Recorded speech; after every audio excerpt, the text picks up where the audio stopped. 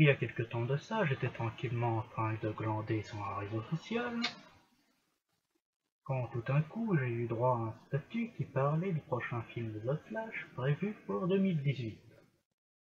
Et comme vous savez ce que je pense de la tournure que prend les films d'ici, et comme vous connaissez ma grande gueule habituelle, je n'ai pas hésité à déposer un commentaire, ou un petit troll pour certains, sur ce film, que voici.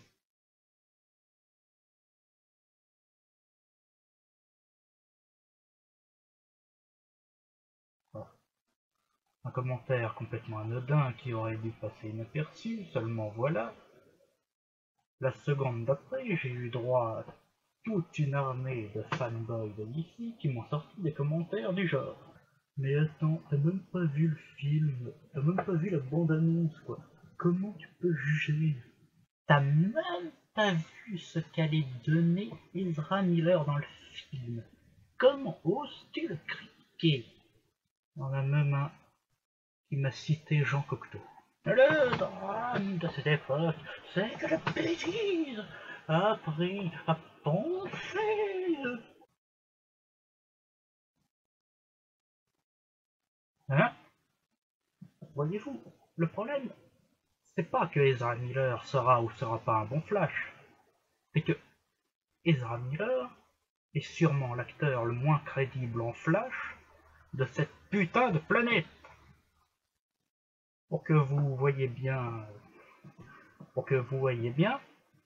voici Barry Allen, The Flash dans le comics.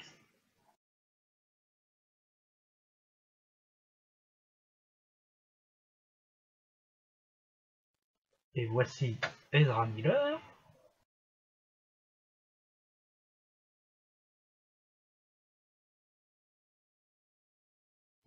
C'est simplement une question de fidélité aux comics. Et de bon sens, un peu. Franchement, ça m'étonne d'avoir eu autant de commentaires négatifs sur ça, quoi. Après, les commentaires viennent des mêmes personnes qui ont aimé Man of Steel, The Dark Knight Rises et Amazing Spider-Man. C'est pas comme si leur avis comptait vraiment. Mais quand même, c'est dingue d'être obligé de faire une vidéo là-dessus. Je sais pas. Ezra Miller en Flash. Ça devrait tomber sur le sens que ça colle pas. Je me souviens à l'époque, tout le monde disait que Christian Bale allait être un mauvais Batman. Et regardez maintenant. Oui, j'ai aussi eu le droit à ce genre de commentaires. Pas comparable avec. Là, on parle quand même d'un mec qui change d'ethnie raciale. Et alors?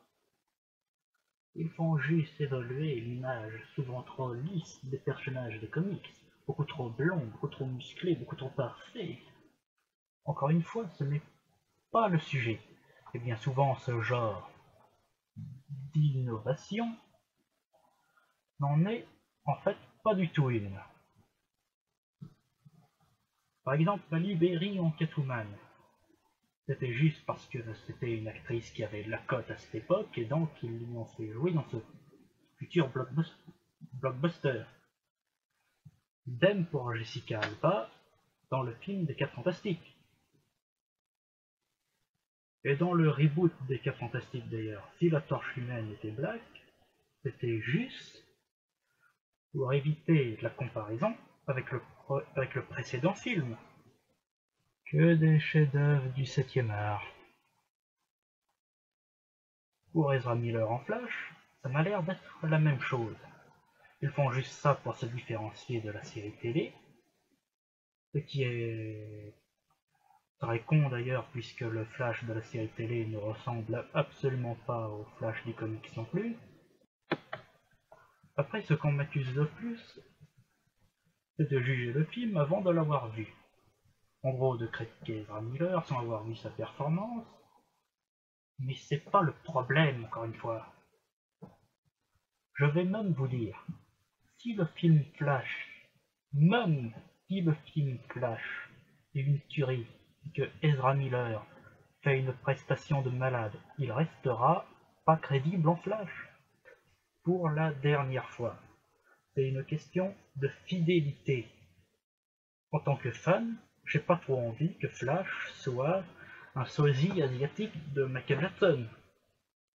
Tout comme j'ai pas trop envie que dans un film de Dragon Ball, Son Goku soit joué par un Canadien gaulé comme une crevette. Pour Ezra Miller, c'est la même chose. Merde!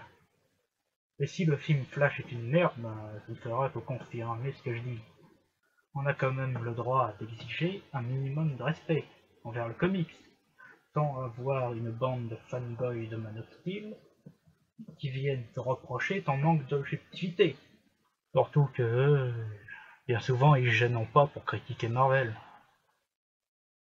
Moi je dis ça, je dis rien, quoi. Je vois pas pourquoi je devrais subir la volonté d'une bande de réals débiles sans scrupules qui massacrent nos héros préférés, sous des prétextes bidons en plus. Il faut se révolter contre ça. Et ça, je continuerai à le faire. C'était Luke Shaman, j'espère vous avoir éclairé.